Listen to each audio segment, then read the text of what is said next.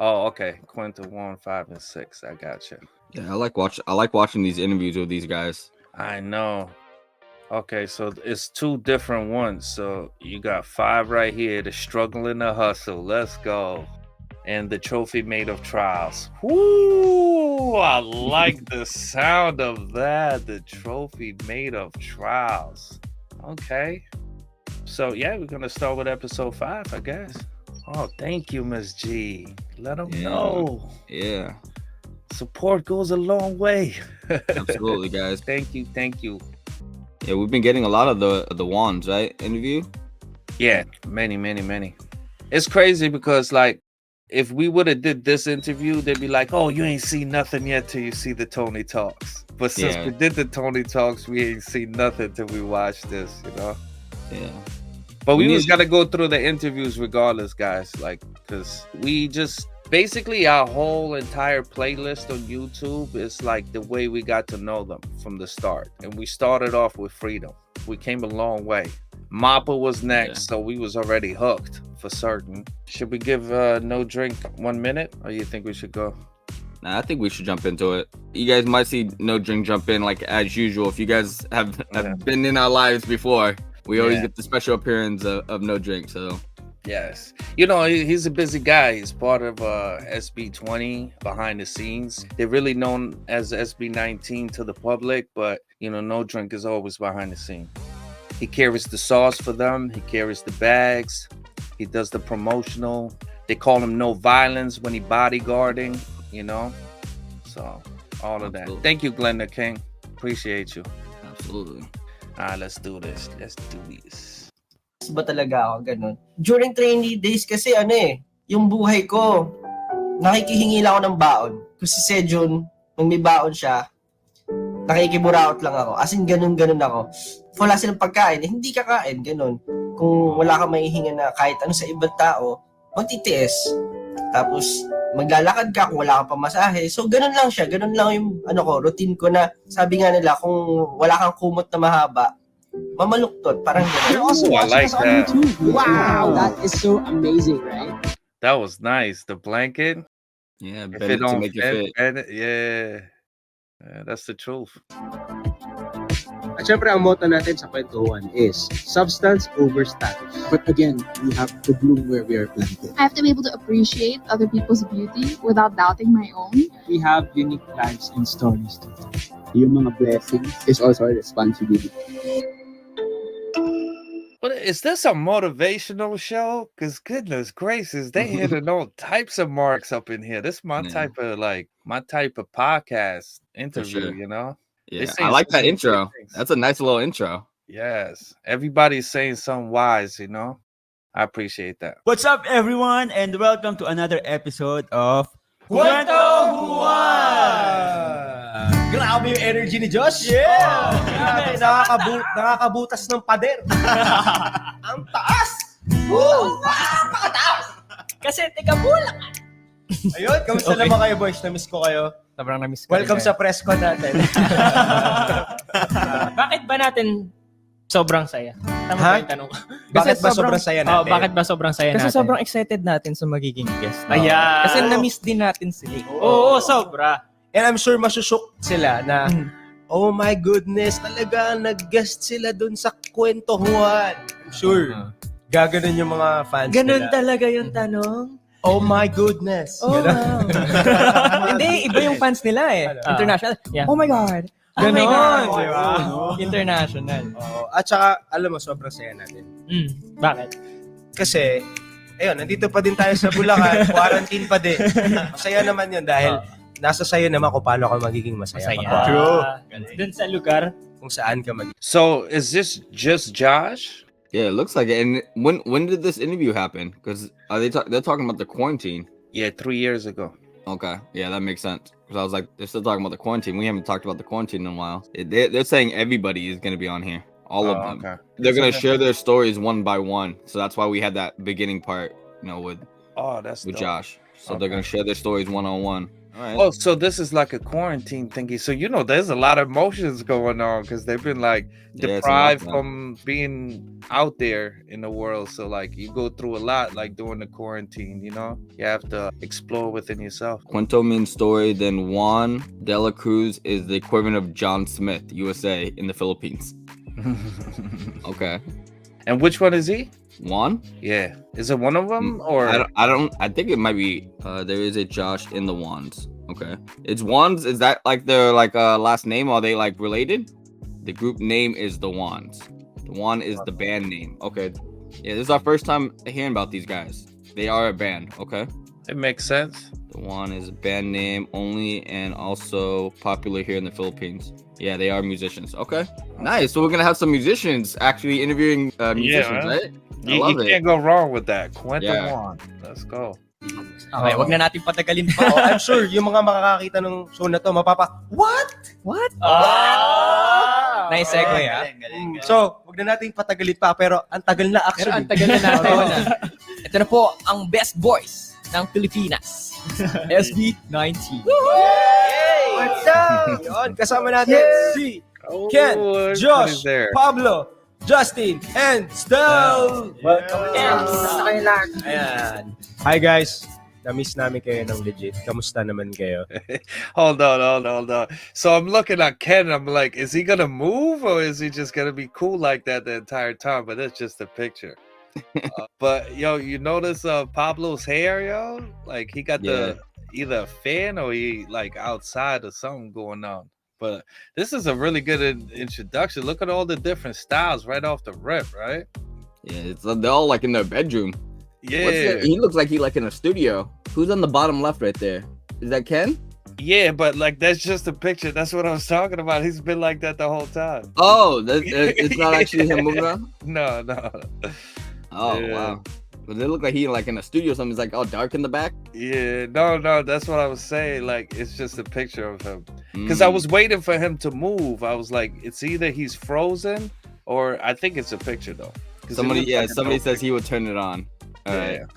Ken will move later. Yeah, Ken always trying to be cool, huh? He wanted. Man, Nagtatansyahan kung sino mo. actually, parang sad pero na-overcome naman kasi nga quarantine ulit tayo, balik na naman sa dati. So, ayun, malungkot pero at least may mga ways kami to overcome these things. Ako naman, medyo, para sa akin, yung quarantine, nakakalungkot, pero at the same time, parang naging time ko talaga para ayusin yung mga gamit ko kasi naglilipat ako ngayon. So, since wala kaming mga schedule, wala kaming masyadong ginagawa, bukod sa paggawa ng mga kanta pa na i-release namin, nakapaglipat ako ng mga gamit ko, wala akong katulong, iniisa-isa ko yung mga gamit. So, it worked for my favor naman yung quarantine, kahit pa paano. Nice. Productive naman. Always.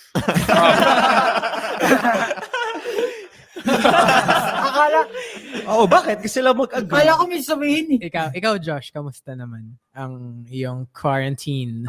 Sa akin kasi parang feeling ko naman na ngayon, sanay naman din talaga ako kung nasa bahay man or nasa labas lagi. So, ngayon, since nasa bahay, nag-aaral ako ng magagawa, maging productive sa sarili ko. Ayun, inayos ko yung mga gamit ko, ako.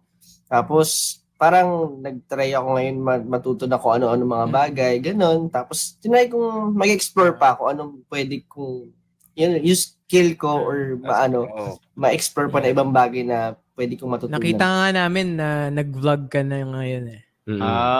Pinapanood namin yun. Vloggerist. Sino nga ba ang isang Josh? X-Files yun. Sabi niya doon, gusto niya daw makita ng mga tao yung tunay na Josh, yung behind the stage. Kasi ito yung peking Josh. Ganun? Hindi nasa isip ko. Hindi nasa isip mo? O, di ba? Saan naman si Ken? Si Ken. Ihuli natin si Stel. Ihuli natin. Ako? Yeah. Okay naman ako. Oh, there he is. He is in the studio. Ano naman ang nagkaka-up? He is in the studio. That's funny. Yeah, see? Yeah. I thought it was a picture. Like he looks dope like that in the studio. So he just wasn't moving, right? He was just like a still. He was just still for a second. Yeah, you know, kind of like Frozen or whatever. I Yeah. would say either that or a picture, because the picture looks official too. It looks like it should be like a CD cover or something, you know? Right? Yeah, he came in styling for sure. Abalahan mo.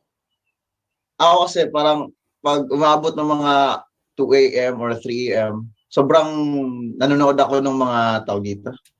Alam mo yung sa forest na nagluluto ng mga kung ano.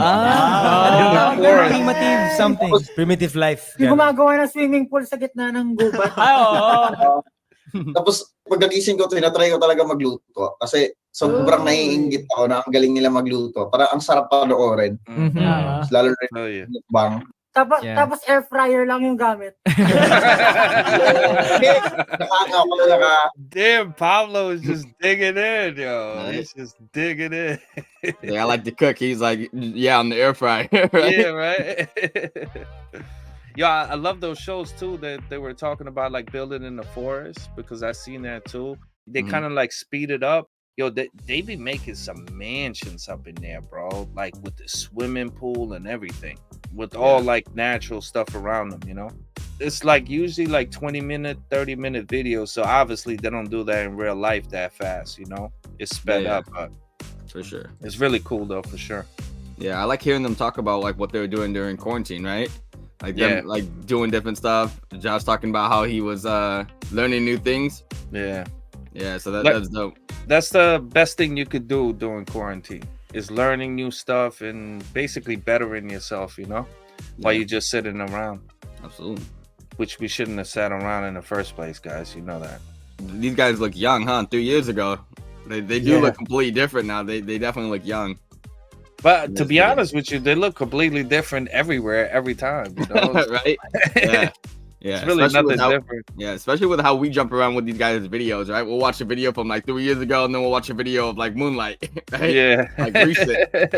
So it's like the jumping back and forth that we go, and then we get to see the different styles these guys have gone through, right? Yes, different styles and like the growth.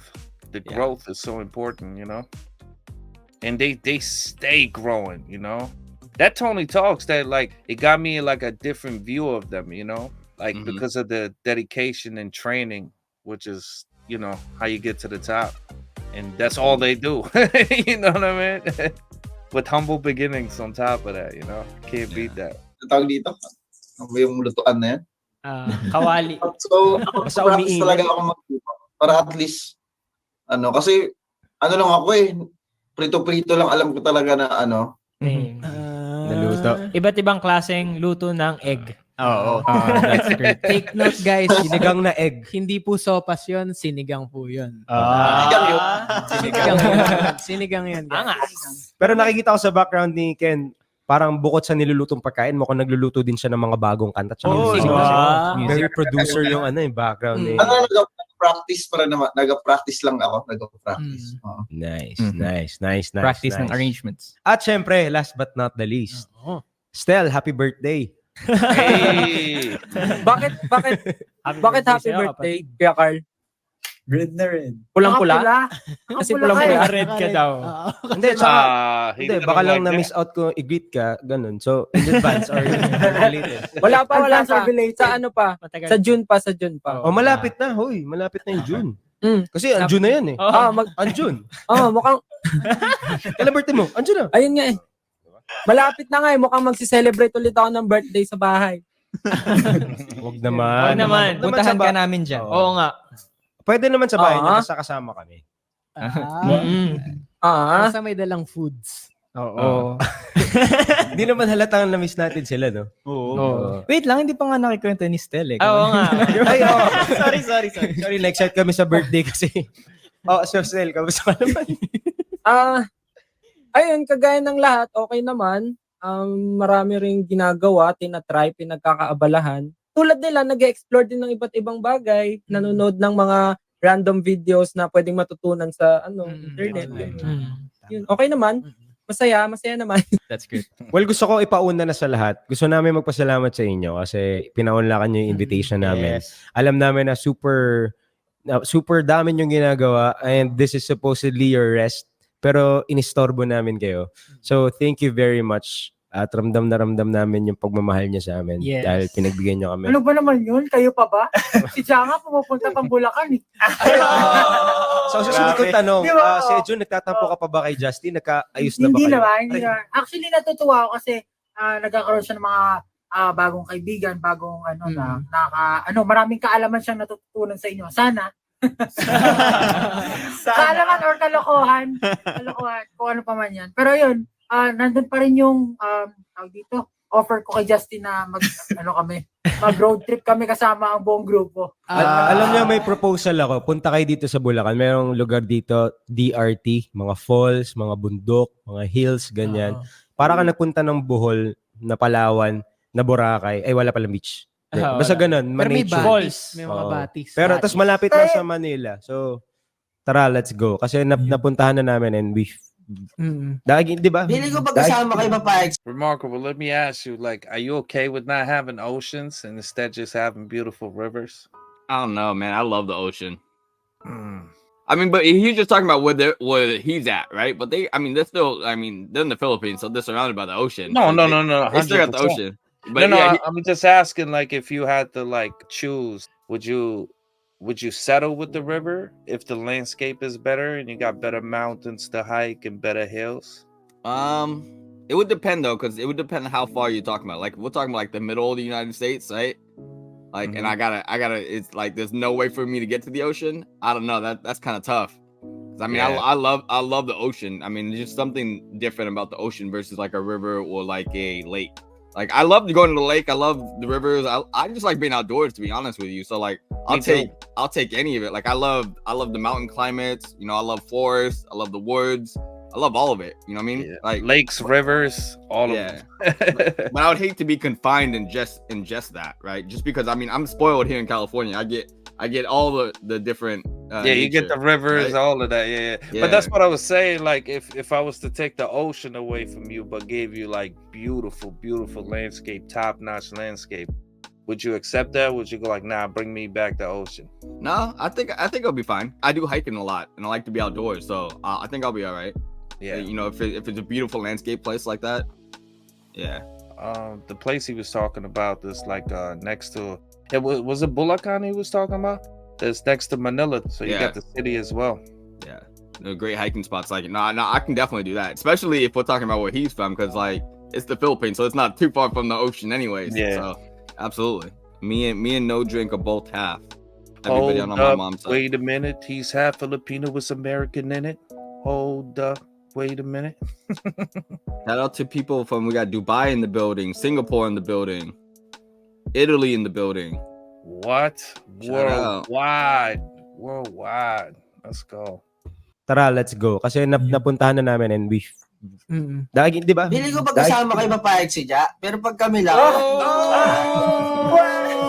Bars! Hingin natin yung panig. Bars. Baka gusto nyo mag-explain. Can you explain your side, bro? Kasi Nagsawa ka na sa para amin. kailangan hindi para ma-miss ko kayo. Kailangan ko mapatunayan. Miss ko kaya sila pag umalis ako, ganun. Hindi. Okay, so gusto ko din pala kayo i-congratulate sa inyong latest single na What? grabe. LSS kami. May certain tone yun di ba? What? Ganun. What? Yan. What? And from the music production to the music video, talaga namang Grabe. international levels. You raised the bar for OPM. Not just for groups, pero for OPM in general. I think I will not be shy to say that's probably the best music video I've ever seen na Filipino made so far in my entire human being life. Yes. We tell it to everybody that we meet na sobrang nakaka-proud yung ginawa niyo. Now, ang question ko lang is, syempre you guys worked so hard for this, pero yun bang reaction ng mga tao towards it? Because I saw a lot of celebrities tweeting about it, saw a lot of people raving about it. Is it something that you hoped for or is expected, knowing na okay, ginalingan namin, so sana okay to. Pero yung reaction ba na natanggap nyo, is it something that overwhelmed you, or how did you feel with all the reactions? Super, of course, hindi namin na-expect, pero siguro parang gusto namin mangyari. We're hoping na sana maganda yung maging reaction ng tao, sana marami kaming ma-inspire, maraming maka-appreciate, and yung level na sobrang dami, yung mabilis na pag-angat ng views, sobrang overwhelming siya for us kasi nga pinaghirapan namin yun and we really want it to be successful, and we're happy na ayun, kahit pa paano na naging successful kami dun sa mga gusto naming mangyari para sa music video. So kahit na sobrang hirap ng ginawa namin, sobrang effort binigay, sobrang time, madaming problema, parang nabawi yun na ito, at least may nangyari, maraming natuwa, maraming naka-appreciate. Natutuwa nga rin kami kasi nakita rin siya ng ibang artists na alam niyo na-appreciate din nila kahit parang nilook up namin sila, and especially yung mga fans, sabong natuwa sila. So ayun, I'm very happy. Pablo, ikaw, kasi I think may mga standby moments tayo sa TM na piniplayback ni Pablo yung kanta. Tapos naalala ko na nasa holding air tayo, tapos tinugtog or kinanta niya yung snippet ng what.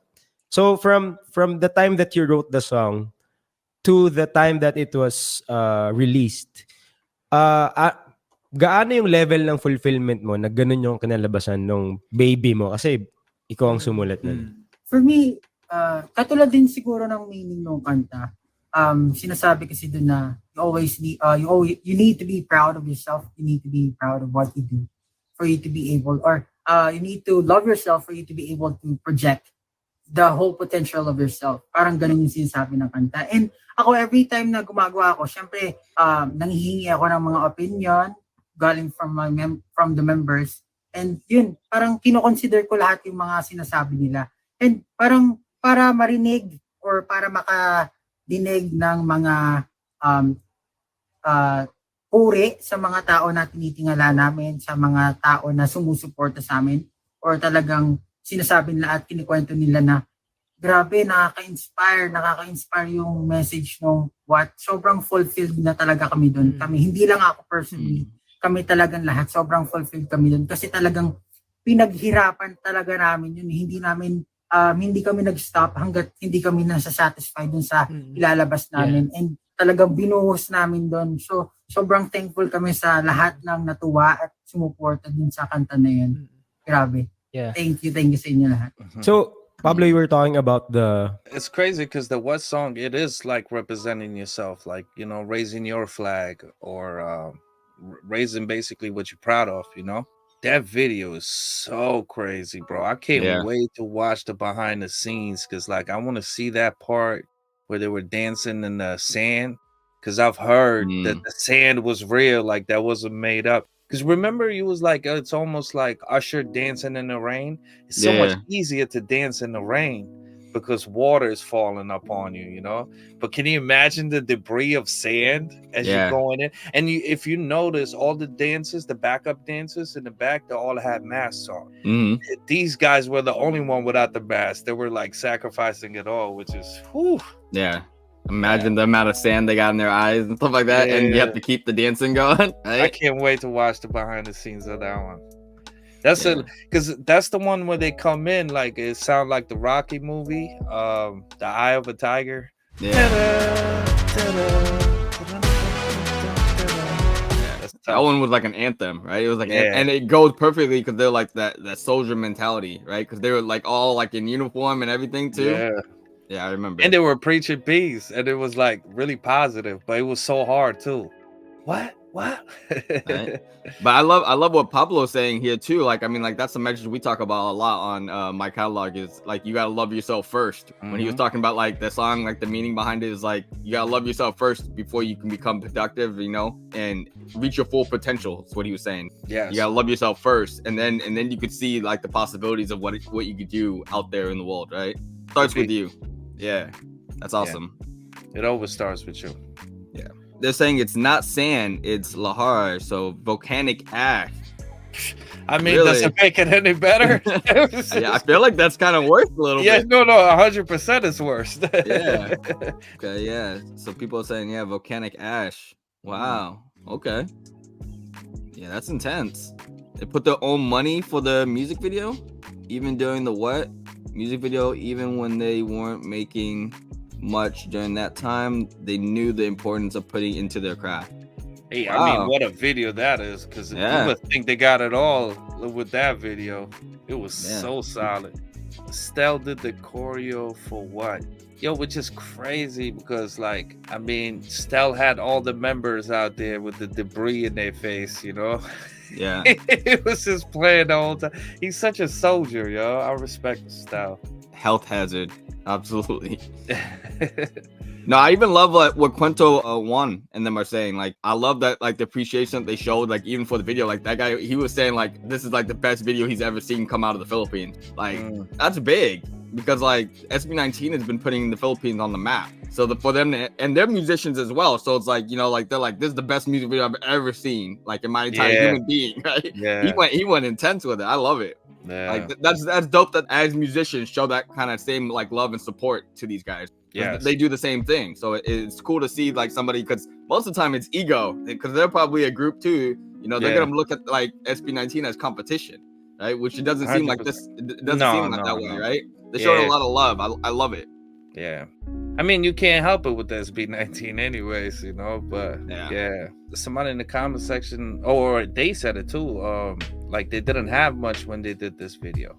But if you watch the video and how official it is, you wouldn't think that they're struggling with, like, you know, paperwork or money or any of that, you know? Like it just seemed like very, very professional, you know? Like top notch. They were dedicated. They, like, really were, like, believed in themselves that they were gonna make it. 100%. Like, It's after that go up video, you know? So mhm. yeah, you can't lose after that, you know? Yeah, man. What a risk, but what a payoff, right? Yeah. Sometimes you gotta sacrifice it all if you believe, you know? Yeah. They definitely believe. They set down their flag, represented, and here they are. Yeah.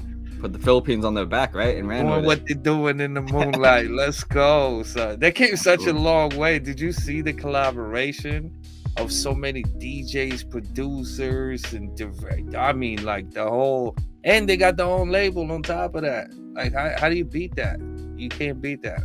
And they made Lehigh, Mappa, and Illa, so you definitely can't beat that. You know what I mean? People are saying that we should check out their music too. Ones are very similar to SB19. We should definitely check these guys out and see how these guys are, especially with the love that they're giving out to SB19. People were telling us that we're gonna cry during this video earlier too. So well, there's 2 episodes, so this one got me a little more like laughing, you know, like, but I can see their personalities. The personalities is deep. I like that behind Justin's part, they put this music, very inspirational music. I like that little touch they had, you know, on it. No, absolutely. Ano yung naging inspirasyon nyo? What drove you? What pushed you to actually come up with the song? That's directly inspirational. Kasi yung grupo namin, meron talaga kaming ultimate goal. And that is for the Filipino talent to be known all over the world. And yun, katulad nga ng sinasabi ko, interconnected kasi yun, katulad ng sinasabi ko sa previous interviews namin, na like, iba't ibang countries nag-focus yan sa different things, kaya sila kilala sa isang bagay. Yeah. So, I think sa sobrang talented ng mga Pinoy, sobrang daming talented na Pinoy talaga na sa tingin ko, pag nag-focus tayo dito sa craft natin na to at talaga namang binuwas natin sa lahat na yung energy resources natin doon, feeling ko, we can reach new heights talaga eh. Yeah. Feeling ko makikilala talaga tayo sa buong mundo. Tsaka bukod sa talent, iba yung puso ng Pinoy. Iba yung puso ng Pinoy. Kasi, alam mo, ang daming sa totoo lang, ang hirap dito sa Pilipinas, ang hirap mabuhay sa Pilipinas. Pero no matter what happens, yung mga Pinoy nakangiti pa rin yan. Makikita mo yung drive nila. Makikita mo yung passion nila na mabuhay to survive. And kami, gusto namin na i-share sa mga tao yung mga experiences namin sa buhay. Kasi we feel like kailangan nila yun. Lalo-lalo na sa panahon ngayon ng pandemya. Maraming pinanghihinaan ng loob. Maraming sumuko sa buhay. Parang kanta namin, parang we're here to remind them that they don't need to be afraid. We're all in this together and we can get through this in time. Talaga darating yan sa atin. Kailangan lang natin maniwala at darating ang mga blessings. Grabe wala. Darating ang mga biyaya. Parang ano no? hindi ako nagtataka kung bakit naging parang intertwined yung grupo natin. Because we're kind of beating the same heartbeat. It's the same heartbeat to inspire the nation to dream again, to inspire kids na mangarap muli at magpunyagi sa mga ginagawa. Ang lalim ng punyagi. Diba? Nasa Bulacan ka kasi.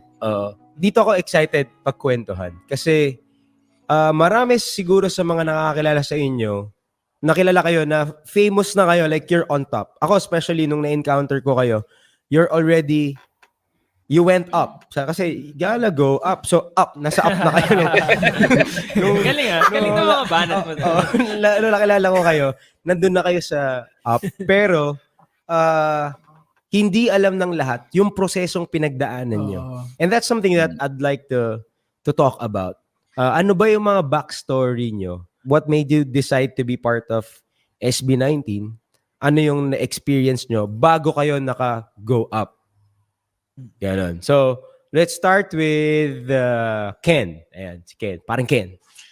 Nag-stop ako ng study that time. Pag-stop ako ng study, nagpaalam ako sa parents ko na sabi ko, magpapahinga muna ako, gano'n. Tapos next year na lang ako babalik na aral. And dumating tong opportunity na minessage nga ako ni Josh. That's how you can tell he's Filipino. You know, he was like, yeah, that's the time where I stopped school. But I had to go ask my parents if I could rest for a little bit, you know what I mean, to leave school. So it's not like, if he was American, he'd be like, yeah, I left school, I dropped out, you know what I mean? But like, nah, this dude like asked for permission from his parents, you know, which is like so dope, man. I love their morals, you know. And that part with Pablo, that was very inspirational.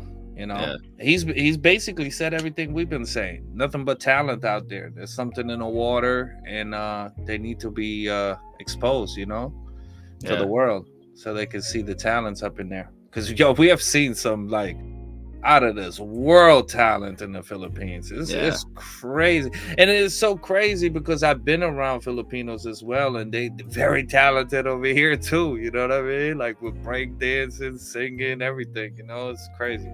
Yeah, I love listening to you guys, like their morals and stuff like that. And you're right about like what Ken's saying about the Filipino, like that's definitely like a culture thing, right? With Filipinos and a lot of different cultures, like they're really big on education, right? Yeah. So he knew like if he was gonna like leave school, right, he was gonna take a break. That like his parent, like that's a big deal, right? Yeah. Especially for parents, they're like, well, you can't just get away from it, like especially because like at this time this was like a hobby, right? When they're talking about starting up. The parents are probably looking at him like this is just a hobby. You're gonna stop doing this and actually go become like a nurse or a doctor, right? Like most Filipinos are nurses and doctors. So it's like because school is very, very important to them. Yeah, you want to get a better life for your family. That's all. That's what they're really big with. And that's the big difference, though. It's like all parents, like you know, everywhere around the world. Of course, they want their children to get you know, their school finished, you know, and like pursue a nice career. The thing about it is, like a lot of kids, especially in America, they don't ask permission to take a break from school or leave from school. They just do it. Like they don't care how they hurting their family or their parents that, you know, strive for them to do their best, basically, you know.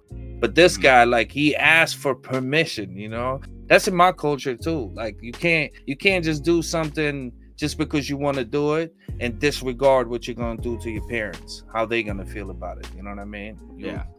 You know, and that's what I respect the most, you know? It's a beautiful thing. Wish we had more children like that, you know? I'm here. Hey, he's in the building. I'm here. And his boy Ken on top of that, y'all. Special appearance from the No Drink himself.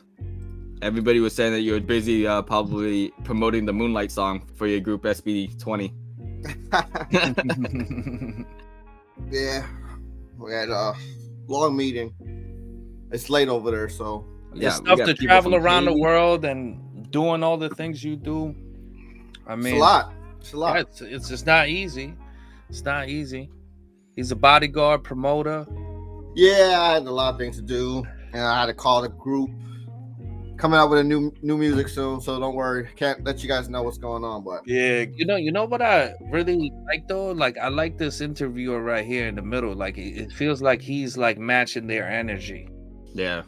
You know, like when Pablo was being inspirational about the What music video and like the meaning behind it, like he carried on, you know what I mean? Like he brought it all the way to the Philippines. He was raising hard. And this dude just like carried the torch, you know? Yeah. I like his I like how he intertwined like their group with SB19, right? He said he's like, now I realize why we're still like intertwined, like intertwined, right? With each other. Yeah.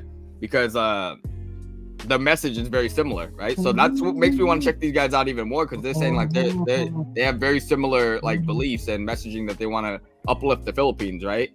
And push all the talent that's in the Philippines right now and put it to the forefront. The message and the mission.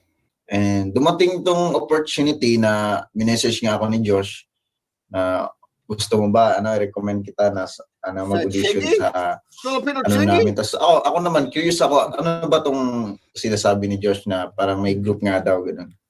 Tapos ayun, natanggap ako sa parang naging parang naging virtual audition ko. Nag-send ako ng video sa kanila. Sinat ulit ako, sabi nila, parang okay lang ba sa'yo na pumunta dito? Pero yung problema ko talaga kasi wala akong kapera-pera talaga. Wala akong kapera-pera. So, doon ako nagpaalam sa lola ko. Sabi ko sa lola, baka hindi na ako tutuloy mag-study muna. Sabi niya, bakit? Sabi ko, kasi nag-audition ako tapos natanggap ako sa isang company. Sabi niya, seryoso ba yan? Baka scam daw, ganun, scam. Sabi ko, kung scam, hindi, uwi ako ulit. Sabi ko, gano'n. Scam nga. Oh. Sabi ko, uwi ako ulit. Tapos, sabi niya, wala kaming pera. Sabi niya, gano'n. Sabi ko, utang ka muna kay tita. Sabi ko, utang ka muna. Yung lola ko lang talaga yung kasi hindi ko pinaalam sa lahat kasi siyempre sigurado hindi papayag, di ba? Pero nung time na yon, yung umano ng plane ticket ko si Josh talaga yung umano plane ticket. Grabe si Josh. Yung dala kong pocket money ko 1.5. 1.5 lang yung dala kong pocket money. So ako personally naman may problema pa ako kung paano. Tapos nakarating ako dito, sabi ko paano ba bumiyahe papuntang nung studio na yon. So nag-taxi ako tapos yung nabayad ko magkano ba yung 600 na lang. So 900 na lang. So grabe yung pinagdaanan ko. Tapos buti na lang may tita naman ako dito na taga Manila talaga. Nandito siya nakatira. So sa kanila muna ako nakikitulong. Pero nakakahiya. Sobrang nakakahiya kasi parang inisip ko dapat di ako maging pabigat sa kanila. So ako gumigising ako ng 5 AM. Magluluto, maghuhugas ng plato, maglilinis na ako. Para at least pagising nila, may kakainin na sila para di naman sila bad trip, di ba, sa akin. Mahirap na ako sa bad trip, palayasin ka pa. Tapos, nakikitira ka pa, nakikicharge ka pa, nakiki-wifi ka pa, wala kang binabayad sa kanila. Kasahig talaga ako nakahiga sa tahig. Hindi naman ako sanay talaga na matulog sa foam na higaan kasi lumaki akong bukid, taga-bukid talaga ako. So, ako sa banig. Alam niyo yung banig? Banig. Simple na pamumuhay lang. Halos kasi yung family namin, marunong talaga tumugtog ng instrument, gano'n. So, nakuha ko talaga sa kanila. So, ayun, isip ko, why not, diba, sumugal ako na mag-audition nga, ganito. Kahit sabi ng lola ko, scam daw. Sabi ko, let's try na mag-audition ako. Tingnan natin kung matanggap ako. Tapos, natanggap ako, masaya naman sila sa resulta, gano'n. Sobrang daming struggle, sobrang daming hadlang, sobrang daming ayaw. Ayun, naabot ko to. And sobrang nakakatawa kasi I'm happy na I'm with these guys, I'm with great individuals na kasama ko ngayon, and sobrang laki ng pinagbago ko. Nagbago ba talaga ako? Pero sobrang laki ng pinagbago. Parang dito ko natutunan na tanggapin yung mas kilalanin yung sarili ko, tanggapin yung sarili ko because of them. Siguro si Pablo, siya yung parang nagsasabi sa akin na ganyan, maging proud. For example, sa boses ko talaga kasi I really hate my voice kasi sobrang lalim kasi hindi ako makaabot ng mga matataas na range. So siya yung nag-ano sa akin na hindi naman kailangan na mataas. Yung kailangan mo dyan skill, tapos yung kung paano mo execute or paano mo kantahin talaga, yung style na sarili mong style. So, sobrang na-inspired ako na gano'n na, yun nga, mas maging proud sa kung meron grabe yung laban ni Ken. Yung sa pag-abot ng pangarap mo, hindi lang siya Yes. a matter of sisikat ba kami. Pero siya yung ultimo sa nakotitira, sa nakukuha ng Lahat, pangkain. 'Di ba yung Even yung basic needs. oo. Actually, yung time na yon, hindi ako nagsabi na pupunta ako sa kanila. Bigla lang ako tumatok. Surprise! Surprise siya, sabi niya. That's crazy. He just shows up on their doorstep, right? Didn't even warn them that he was coming. It's crazy, like the morals are just shining all through it, man. Like the respect they have, but the respect Ken has for his grandma and auntie and everything is just crazy. Him like doing the dishes, cleaning, doing everything before so they have something to eat when they wake up, just so like they don't look at him as a freeloader. You know what I mean? Yeah, that's huge. Yeah. I mean, he's a smart guy. He understands, you know. You're not just gonna live over here, like, you know what I mean, and do nothing. Just sit on the couch. I got dreams. Yeah. Let me keep dreaming. You know, you got to put in that work so you can deserve to be there. So Yeah, it's crazy because he acknowledged it right away, right? He was like, I was embarrassed to even be there, right? Yeah. He's like, I was embarrassed, but he's like, I made the best of his situation. yeah, it's so funny. Like his grandma, it's a scam. Don't go there. It's a scam. I like Pablo was even like, yeah, it's a scam. We're scamming you. This is the longest scam ever, right? Yeah, we gotta buy you a plane ticket just to scam you over here. A scam that ended up changing his life, right? Yeah. Him and his family's life. Nah, but you know, his grandma just protecting him, you know? There's a lot of scams out there, you know? So for sure. It's like it's too good to be true, you know? So you like second guessing it, you questioning it, you know? Especially not having money already. He was already had no money already at the rock bottom. Like his grandma didn't want to go see him go spend a little bit of money that he already he had to borrow from his aunt, right? Yeah. And just blow it on nothing, right?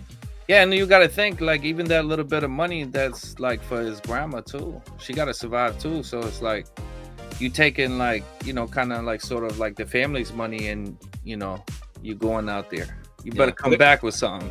It wasn't his grandma's you better money, though. double that, you know? It was his auntie's money though. No, right? no, but like any Yeah. money you have, like in a place like that, like Oh yeah, it's the family's money, right? You take it Yeah, from everybody. 100%. Like Yeah. I ain't never looked at no like any type of money of mine that was mine. I looked at it for the pack, you know. Yeah.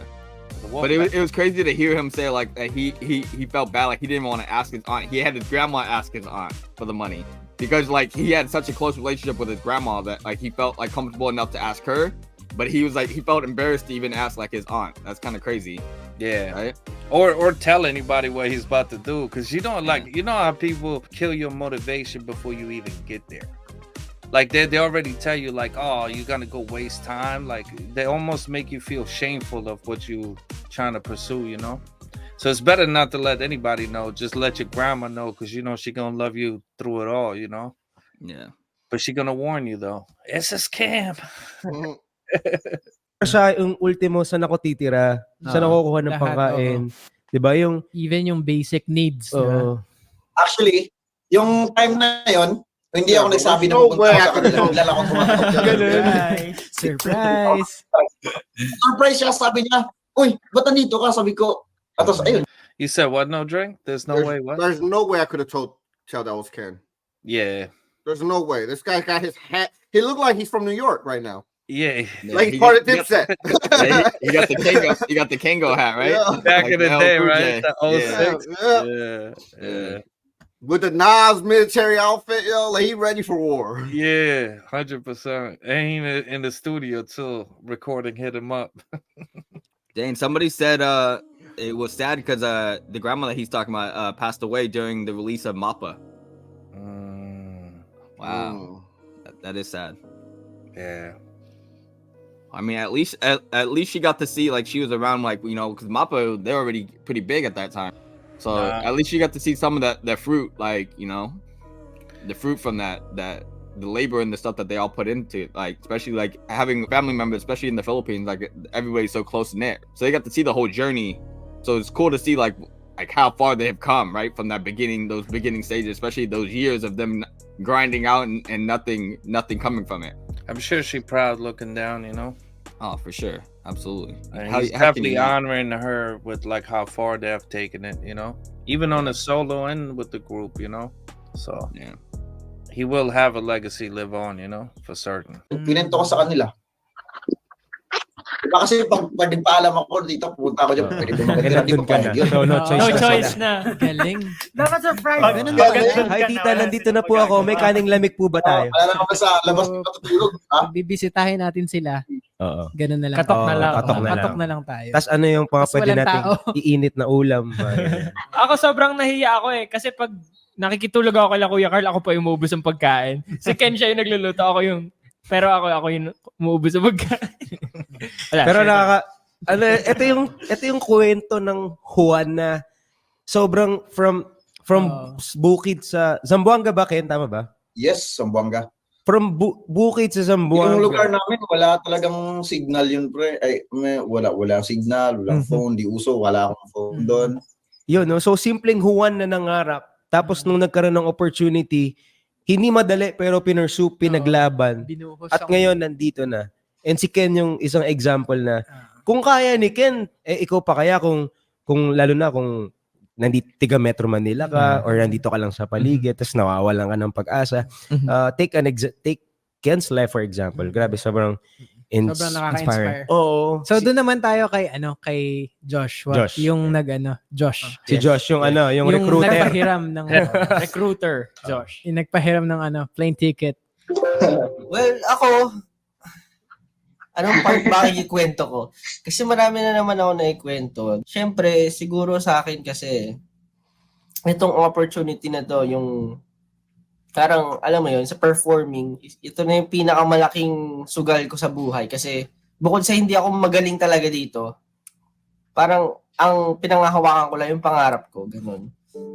Tapos, yun nga, naturally, para sa akin talaga, naging pangit talaga yung karanasan ko growing up, at kahit nung lumaki na ako na parang tumanda na ako, hindi pa rin smooth sailing. As in, talagang feeling ko dati, malas ba talaga ako, ganun.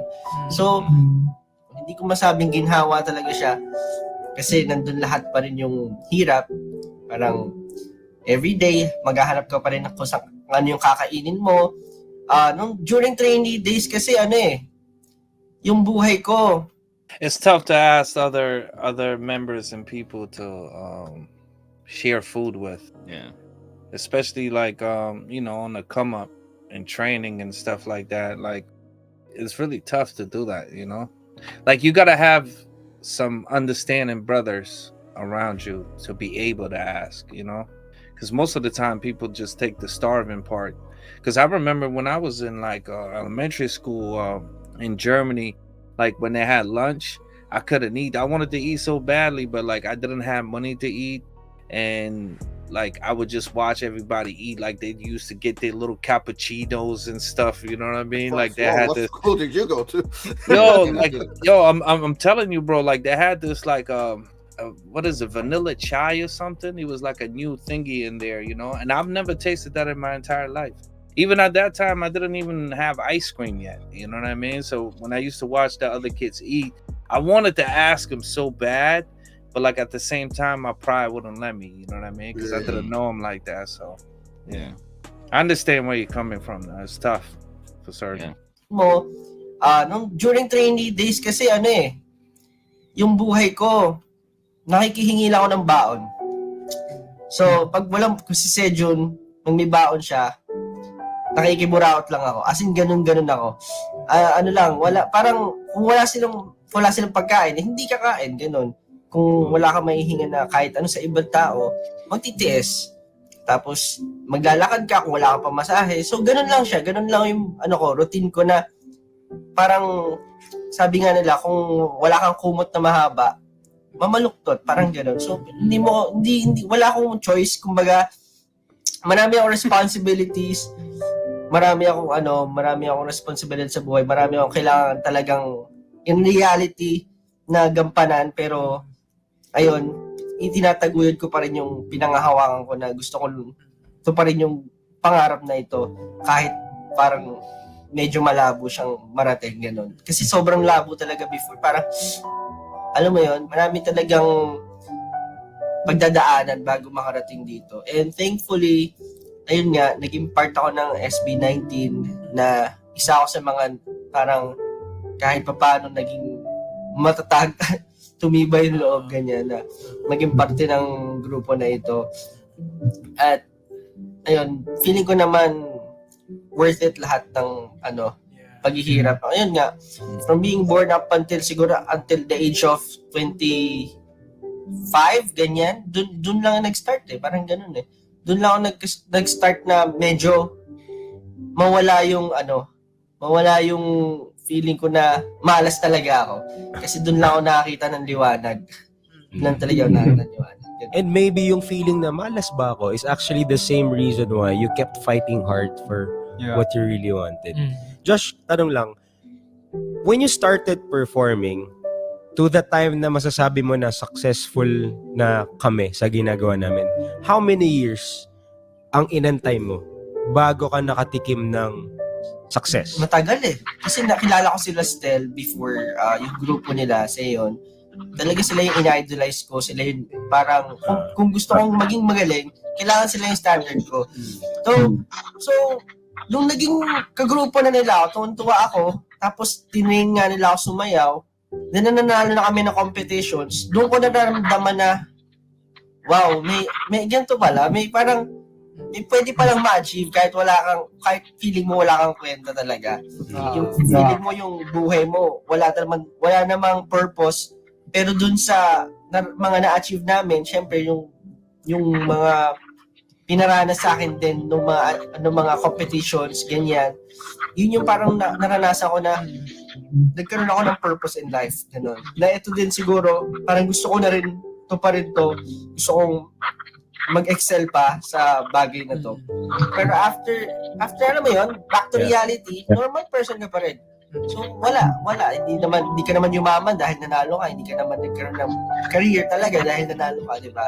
So, gusto ko pa mag-excel sa performing.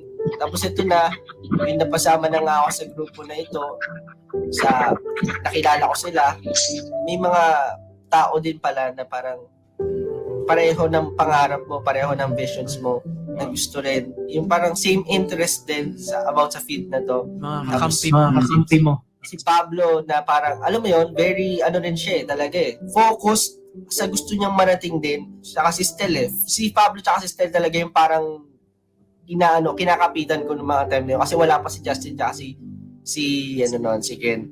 Parang kinakapitan ko na etong mga to, sigurado ako in the future, parang magiging successful kami. Parang ganon. Dahil pare-pareho kami ng mindset. Yun na yung iniisip ko.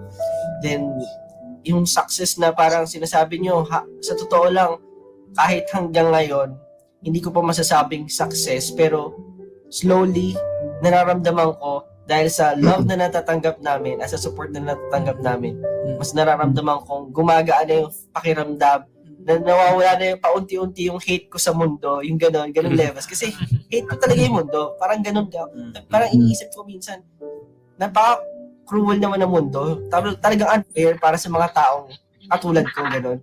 Pero ngayon, dahil pinaparamdam sa amin na mahal kami ng mga fans, ng mga tao, parang unti-unti, nawawala yung hate ko sa lahat. Parang ganun. Wow. Very inspiring. Grabe yan. Ang dami ko ng notes How about you, Stel? Kamusta? Ano naman ang kwento mo bago ka naging part ng SB19? Yeah. Ayan. Like, gaano ba kahirap yung mga pinagdaanan mo? Ano na rin to? Itong sasabihin ko, share ko na rin yung story para na rin sa mga kung sino man dyan na nangangarap pero natatakot, nahihiya. Sana maging, kahit pa paano maging example or kahit pa paano magkaroon kayo ng lakas ng loob. Nagsimula kasi to nung high school ako. Doon ko na-realize and doon ko naramdaman sa sarili ko na parang, bakit ka nahihiya, bakit ka natatakot, bakit hindi mo subukan? Yun yung mga salitang tumatak talaga sa isip ko. Parang, sino ka ba para mahiya? Sino ka ba para matakot? Ano bang ginawa mong masama para itago mo yung sarili mo? Parang ganun. Growing up kasi, kaya ako natakot and kaya ako nahihiya. Kasi, nung bata ako, lagi akong lapitin sa mga nangaaway, mga nangaapi, mga bully, ganun. Pero, hindi ko pinapakita yung side ko nung bata na naaapi ako. Kasi, pag tinignan mo ko ngayon, di ba, para akong bibukid, parang ganun. Kasi nung bata pa ako, talagang hindi ko pinapakita na mahina ako pag ginagano nila ako. Basta pag may nangaaway sa akin, hindi ako lumalaban, ganun, hindi ako pumapatol. Ganun. Tapos, ayun, habang lumalaki ako, doon ko na-realize na parang, ikaw ba't ganun? Pag mabait ka sa tao, parang mas lalo ka nilang inaabuso, ganun. Dumating na ako sa point ng ganung pag-iisip. Pero never naman ako nag-hold ng galit, ng grudge sa mga taong nang api sa akin noon hanggang ngayon, mga ganun. Tapos, ayun nga, nung high school, hindi naman siguro sa hadlang, pero kasi yung parents ko, mas gusto nila na mag-focus ako sa studies kaysa sa mga extracurricular activities sa school. Okay naman sa kanila, pero yung mga kumbaga, okay sa kanila yung mga interschool project, interschool na mga gawain, pero yung mga, halimbawa, sasali ka ng dance group, tapos lalaban sa labas, mga ganun, hindi na nila gustong gawin ko yun. Kasi mas gusto nila mag-focus ako sa school and kung ano yung makakabuti para sa akin sa school. Pero naisip ko kasi noon, sabi ko, bakit hindi ko itry? Wala naman sigurong masama. Tapos ayun, hanggang sa tinry ko lang magpursige. Pero sa sarili ko noon, iniisip ko parang may mararating ba ako sa ganitong ginagawa ko or talagang mag-focus lang ako sa studies ko.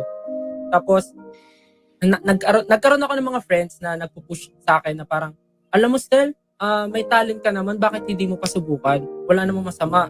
Kung kaya mo naman pagsabayin studies and yung gusto mong gawin, yung extra na gusto mong gawin. Kasi honestly, sa studies, hindi naman ako yung masasabing super matalino, hindi naman ako masasabi yung super magaling talaga sa class. Pero siguro, ako yung masasabi kong masipag lang, ganun. And yung grades ko naman, hindi naman ako bumabagsak. Kumbaga, okay naman ako, parang ganun. Kaya sabi ko, feeling ko naman, kaya akong pagsabayan, basta hindi lang ako babagsak. Okay na yung ma-maintain ko, hindi lang ako babagsak.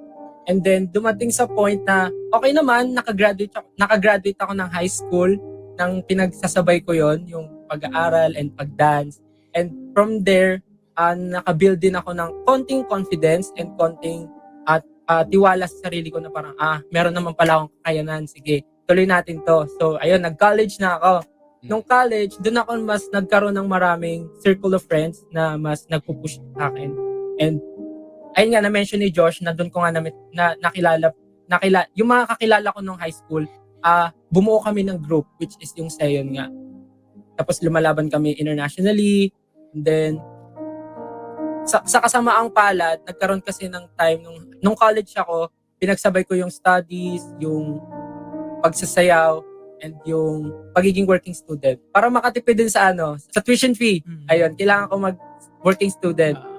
So, pinagsabay ko yung tatlong yun. Tapos, feeling ko nung time na yun, kailangan ko mag-strive harder para, alam mo yun, may mapatunayan. Sa panahon kasi nun, kami yung maraming iniisip na parang, dapat ako, marami ako mapatunayan sa pamilya ko kasi mas pinili ko to. Tapos, from Las Piñas kami nakatira. Yung pinag-enrollan ko, Makati. Sobrang layo. Everyday travel from Las Piñas, Makati to Las Piñas, uwian yun. So, aral, practice ng sayaw, and then work. Yun yung ginagawa ko every day. Tapos, dumating sa point na sobrang pagod na ata, hindi na kinaya ng katawan ko. Nagulat na lang ako, umuwi ako sa bahay, sobrang nalalambot ako, tapos hindi ako makatayo.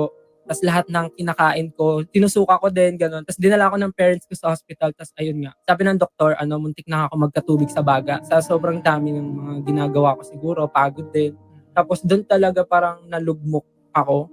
Kasi wala, lahat ng pinagpaguran ko, lahat ng naipon ko, doon din napunta sa pagpapagaling ko. And doon ko na-realize na parang dapat pala hindi mo rin pinapagod yung sarili mo. Kasi yung ginagawa mo, yung pinag-iipunan mo, mapupunta rin sa wala pag ikaw na yung nawala. Parang ganun. Matuto ka rin na alagaan yung sarili mo, ganun. Wag mong sobrahan yung paggamit sa katawan mo kasi ikaw rin yung mawawalan. Tapos ayun, nung nagkasakit ako, syempre hindi ko na pwede ituloy yung studies ko. Kasi napunta na lahat sa pagpapagaling ko. Yung mga sinesweldo ko dun sa pinagtatrabahuhan ko, dun din napunta sa ospital. So napagdesisyon na ng family ko na kunin na lang ako ng tita ko sa Japan. Makatulong ako sa kanya doon and pwede niya pa ako bigyan ng extra money, kumbaga sweldo sa pagtulong sa kanya. Para yung may ipon ko doon, pwede ko rin ibigay sa family ko, sa parents ko sa Philippines. Parang ganun yung naging setup namin ng family ko. Naging okay naman ako, nagstay ako ng 6 months sa Japan. And then, pagbalik ko ng Pilipinas, ayun, natuloy na nga yung sinasabi ni Josh, yung Seyon, and then doon ko siya na-meet, doon ko siya naging friend, and then naging kagrupo ko siya. Tapos, dito na rin dumating yung pag-try ko na sumali sa audition for SB19. Actually, nung una, sorry, medyo ang haba ng story ko. Okay lang. Next week, sa pagpapatuloy ng Kwento Juan. So you can definitely 100,000% know why Stel is as disciplined as he is. You know, it's really easy to tell. Yeah, it's crazy. It's crazy to see that he was working that hard and that literally he ended up in the hospital. Yeah, he was like trying to juggle all three of those things, like his studies, going to school, and dancing and chasing this dream, right? That he was overworking himself to the point where he like was getting dehydrated, and then he had stuff wrong with his lungs that he had to go to the hospital for, and all the money that he was saving up for all went to his medical bills. So it's like every time he was like taking steps forward to his dream, he had to take like 5 steps back. Yeah, right. Yeah.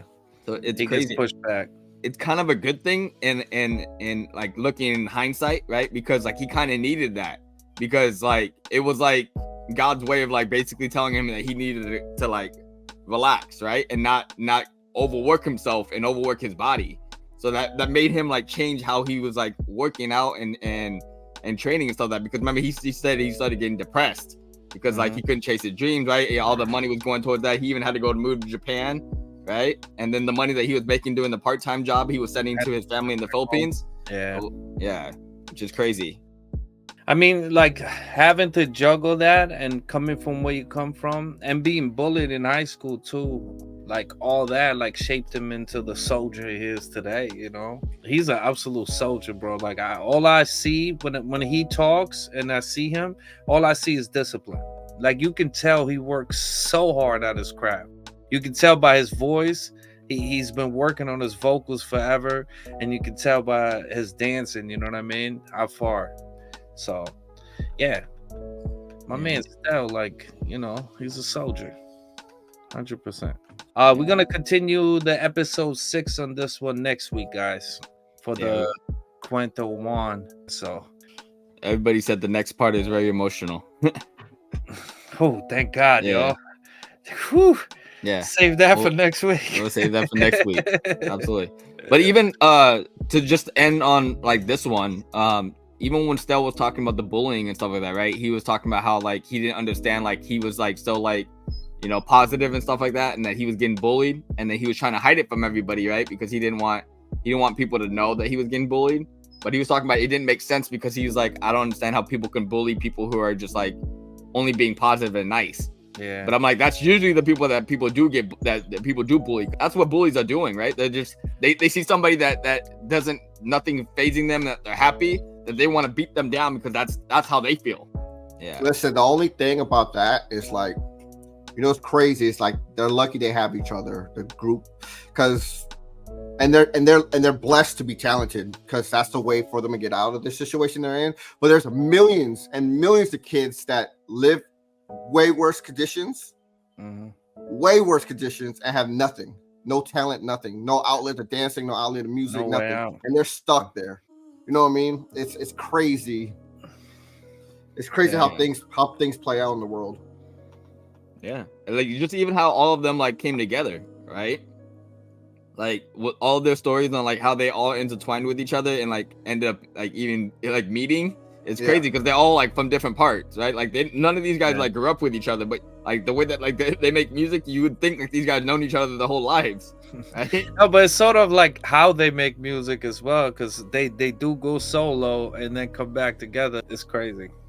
But they all played such crucial parts in like not even just in these guys' group, but in these guys' lives. Like look at how these guys talk about each other. Like how Ken was even talking about how like these guys basically like made him find himself and like changed him as a person and all this stuff. So it's like the actual relationships that these guys have outside of even the group is like kind of big too. It's almost like they needed each other like just for the different type of personalities each of them have, because all of them are like strong in different aspects of their life, right? Pablo is like the guy that like is telling them to like to believe in themselves, but is like very introvert. Like he doesn't go out too, right? Like he's very like he knows himself, but he's like doesn't have that self-confidence, because you can see how humble that guy is. That guy is like a Michael Jackson. They're all really out there, right? Yeah, but he's so humble. Like, and the same thing like with Ken wasn't super confident in himself. He didn't even like his voice, right? Which Coming is into crazy. this. But Yeah. him out of all people, like, Yeah. you know what I mean? Yeah. And then you got people like Stell who's like kills it with the voice, right? And then he wasn't even sure about himself because he's been bullied his whole life, and people telling him, you know, that his whole life he thought like the cards that he was dealt was never gonna work for him, right? Even though he was working so hard for the dream, he never thought it was actually gonna happen, right? So it's like all of their stories like that aligned with each other is insane on how it like played out. Yeah. It's such a crazy Cinderella story, right? Like we Yeah. love hearing these kind of stories of like how these guys started up and then like where they're at now, like the sacrifices and everything that they had to make to get here. Like it's definitely a big payoff, right? But it's Yeah. inspirational for anybody, especially if you're from the Philippines, right? Like what they're talking about earlier. If you're from the Philippines, like in hearing a story like this, like how can you not be inspired, right? If you are a musician, right, a singer or a dancer, and you see these guys and how they came up, like you can't help but be inspired, because I'm sure like a lot of people in the Philippines have the same kind of story, right? They're thinking the same type of way, right? So a lot of them are thinking like, there's no way I can ever be like as big as SB19. Then you hear their story and you're like, wait, these guys were just like how we were, Maybe. right? Yeah. So it's definitely possible, right? Yeah, I just love like how family oriented they are. Like, you know, like helping your family. Everything with them is like family comes first. You can tell. Like they don't want to hurt nobody's feelings in the family. They don't want to disrespect nobody in the family. They don't want to take money from them. They don't want to do nothing to the family that's raising them. And that's a beautiful thing within itself. God will always help you out. He will always lead you the right way if you already have that base, you know, if you already have that foundation, you know. Yeah.